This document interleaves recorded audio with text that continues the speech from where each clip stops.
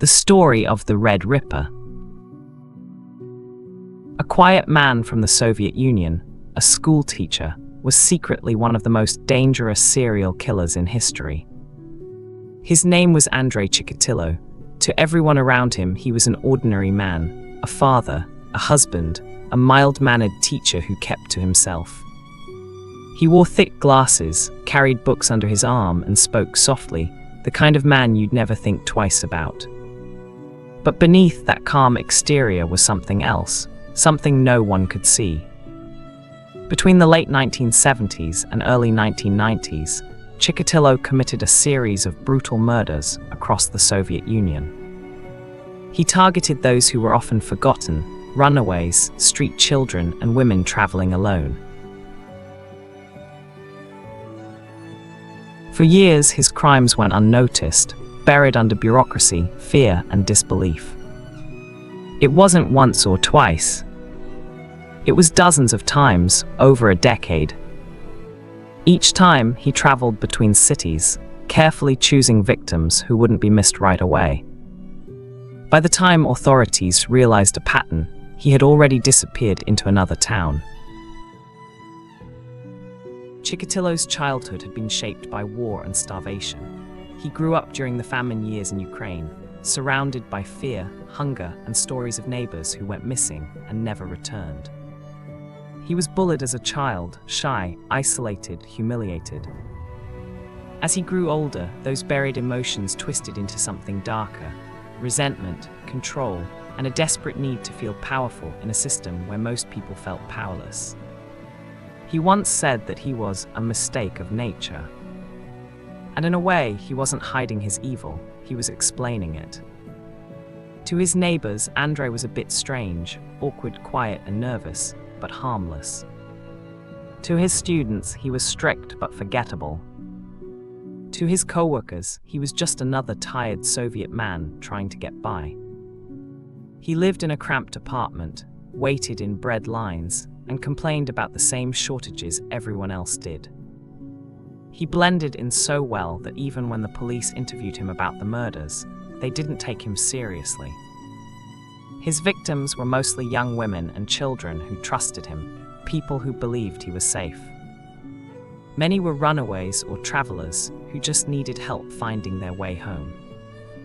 He used kindness as bait, offering food, shelter, or directions. In a time and place where strangers often helped each other to survive, he used that trust as his weapon.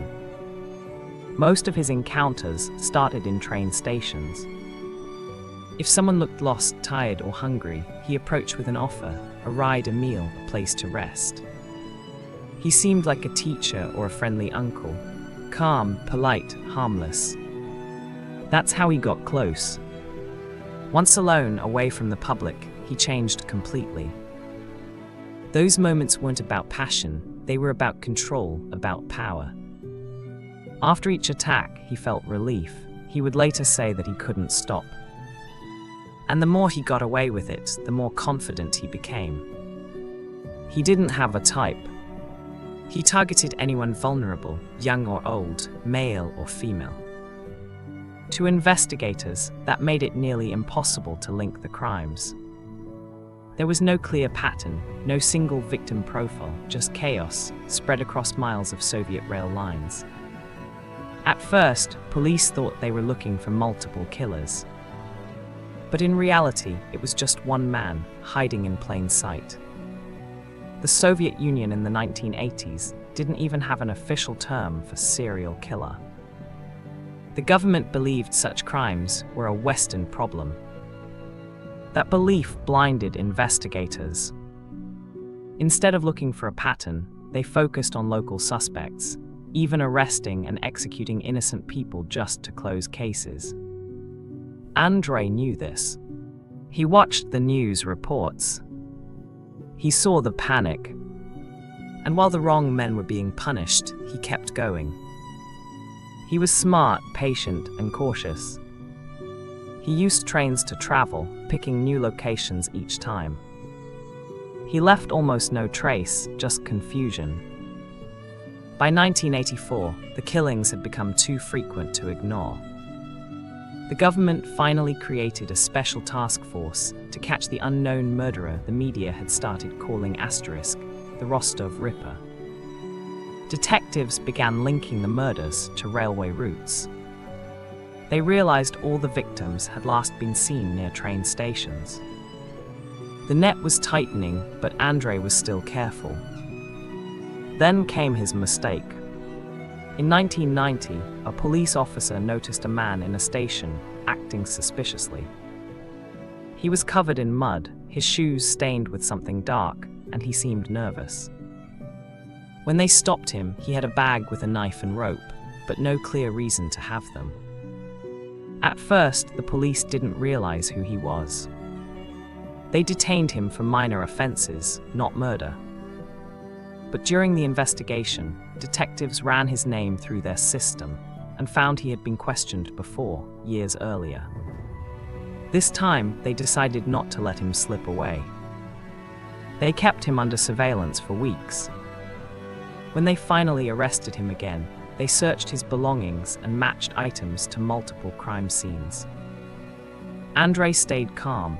He denied everything until investigators brought in a psychological expert who understood his behavior. After days of questioning, the facade broke.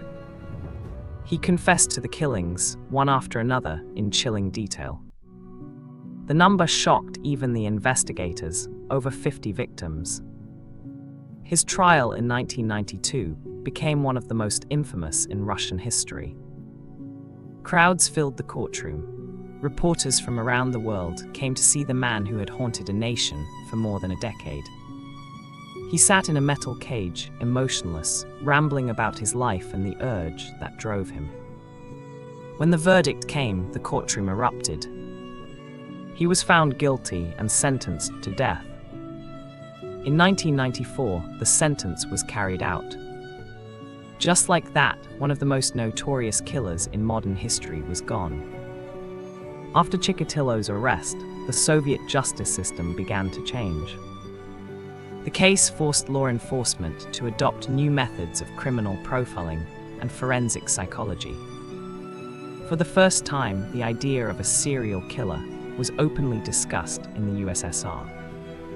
His crimes exposed how secrecy and denial within the system allowed monsters to hide.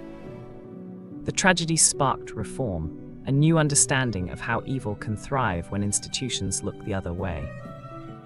Andrei Chikatilo was proof that the most dangerous monsters don't always look like monsters. He was a teacher, a father, a neighbor, and for over a decade, he walked among everyone else. Sometimes the face of evil isn't in the shadows.